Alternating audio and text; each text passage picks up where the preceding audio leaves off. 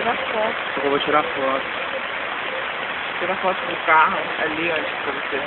Aí você fala que eu tava no ponto pra pegar um ônibus, porque aqui é o ponto. Não tinha condições. Tá legal, né? Legal. Tá legal o que aconteceu, né? Ali, mostra o ponto de ônibus lá, ó.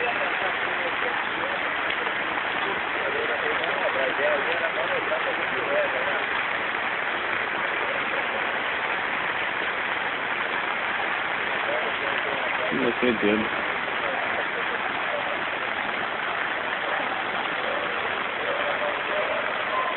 Você tá assustado, viu, cara? Você falou com a gente. Falando com o rapaz aí. Todo mundo acordado, ninguém dormiu aqui embaixo, por isso que eles estavam levando pedra. É porque a água tava entrando ali na casa deles ali, né, Fernando? Ali não tem uma rampa naquele portão, Cisa, cadê a rampa? Metro e meio de água ali.